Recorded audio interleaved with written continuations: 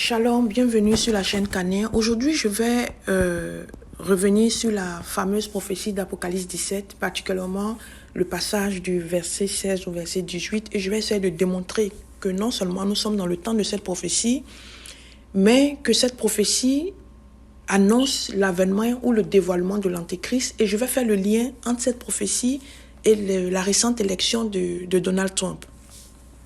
J'avais parlé de la prophétie d'Apocalypse 17 dans ma dernière vidéo sur Babylone. J'ai longuement parlé de Babylone dans une série de 4 vidéos que j'ai publiées l'année dernière. Que dit cette prophétie? Je ne vais pas la lire entièrement. Je vous invite à la lire.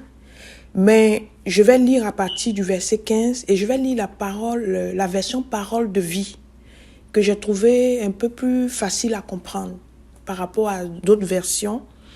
La Bible déclare, Apocalypse 17, verset 15, « Ensuite, l'ange dit, « Tu as vu le bord de l'eau où habite la prostituée, c'est-à-dire la grande ville.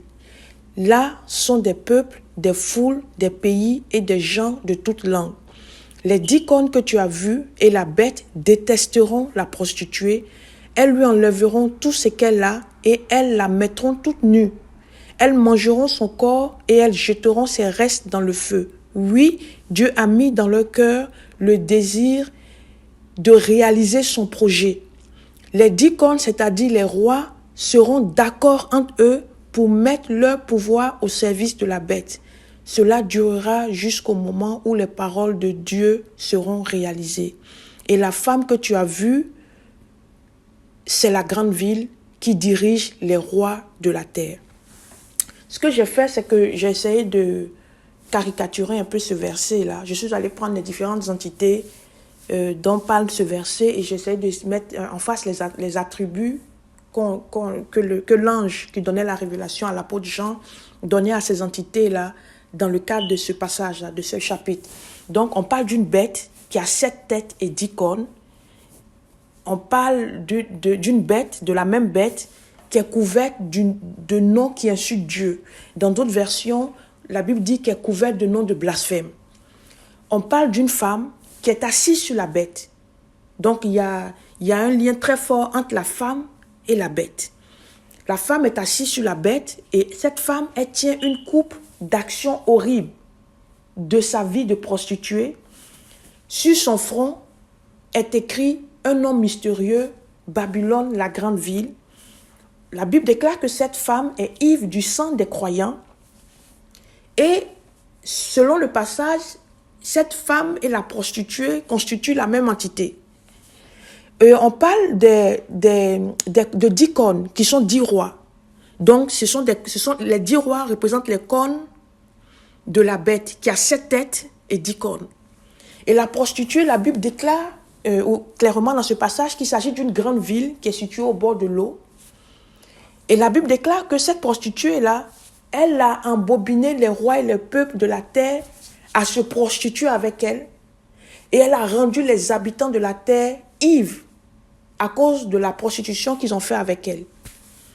Maintenant, ce que j'ai fait, c'est que je suis allée voir les mots grecs, c'est-à-dire les mots d'origine. Parce que la Bible que nous avons, surtout le Nouveau Testament, a été traduite à partir de la version grecque. Et je suis allée voir les mots qui ont été attribués à ces entités-là par rapport à ce verset. Le mot grec utilisé, qui est traduit par bête, c'est thérion. C'est un mot qui désigne un animal sauvage, une bête sauvage, une bête féroce. Et de façon figurée, c'est un mot qui traduit aussi une brute. Une brute, un homme bestial, un homme sauvage, quelqu'un de féroce. Et on sait que l'antéchrist, c'est la bête, donc on peut voir que c'est quelqu'un qui aura un caractère très sauvage, très bestial, une vraie brute. Mais ce n'est pas l'objet de la vidéo. Et la Bible parle de cornes. Le mot grec qui est utilisé pour désigner les cornes, c'est kéras. Et bon, kéras, ça désigne les cornes d'un animal, mais l'ange donne une révélation en disant clairement que les cornes représentent des rois. Et j'ai été surprise en faisant des recherches de savoir que dans Luc 1,69, la Bible déclare et nous a suscité un puissant sauveur dans la maison de David, son serviteur. Donc là, il était question de Jésus. Mais le mot grec qui a été utilisé dans la Bible pour désigner sauveur est aussi kéras. Donc, kéras signifie corne, de façon au sens propre, mais au sens figuré, kéras signifie un roi puissant, signifie aussi un sauveur, signifie un roi puissant, vaillant, un sauveur. Donc, ces rois seront puissants, vaillants.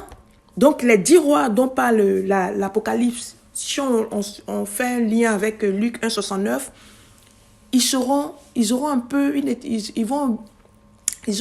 étiquette, entre guillemets, messianique. C'est-à-dire que ils seront vaillants, puissants, mais ils auront une casquette de sauveur. Là, si on fait un parallèle, ils vont avoir une casquette de sauveur. Ils vont venir répondre à des besoins des gens. Ils vont venir soulager la peine des peuples. Et on le voit avec Poutine. Je ne suis pas en train de dire que précisément Poutine fait partie des rois, même si je pense que nous allons vers ce schéma-là. Mais on voit par exemple que pour certains pays de l'Orient et de l'Afrique, Poutine joue un rôle de sauveur. C'est Poutine qui a sauvé la Syrie de la destruction. C'est grâce à Poutine que la Syrie n'a pas connu le sort de la Libye et de l'Irak. Et c'est grâce à l'intervention de Poutine que Boko Haram a été démantelé. Et Dieu sait que ça a soulagé beaucoup de peuples. Que ce soit l'État islamique ou Boko Haram, ce qu'il faisait, même au Nigeria, on voyait les relents de Boko Haram au Nigeria.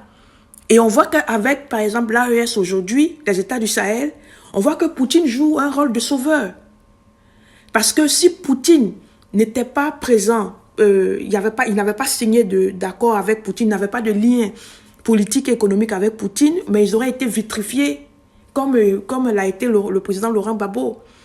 Donc, on voit que cette prophétie-là annonce des rois qui vont émerger. Et puis cette prophétie, ce qu'elle annonce aussi, c'est que soit pendant le règne de l'Antéchrist ou juste avant le règne de l'Antéchrist, les cartes du monde seront redistribuées de telle sorte que le monde sera divisé en 10 grandes régions. Parce que les 10 rois qui vont gouverner avec l'Antéchrist vont avoir le pouvoir sur certaines parties de la terre.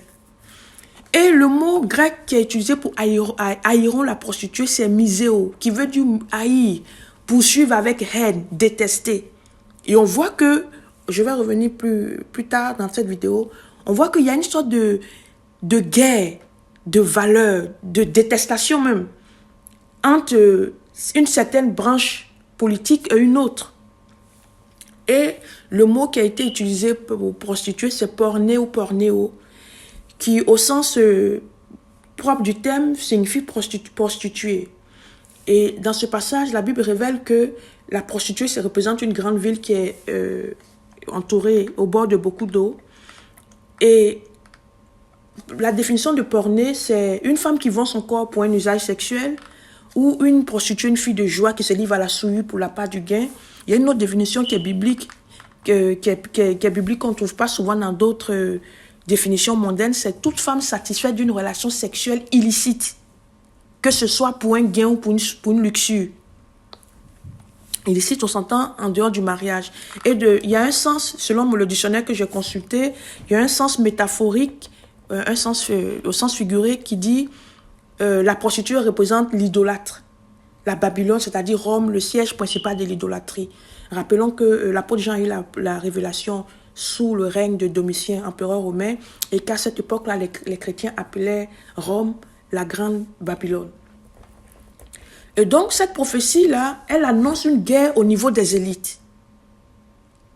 Elle annonce une guerre au niveau des élites. Une élite qui va détester une autre élite, qui fonctionne avec le couvert sous le couvert de la bête, et qui sera pistonné, qui sera comme guidé par Dieu pour accomplir son dessein, et qui va renverser, qui va détruire cette élite-là qui est pistonnée par la prostituée, Parce que quand on lit bien Apocalypse 17 verset 18, la Bible dit, « Et la femme que tu as vue, c'est la grande ville qui dirige les rois de la terre. » Donc, on parle en fait d'une sorte d'oligarchie.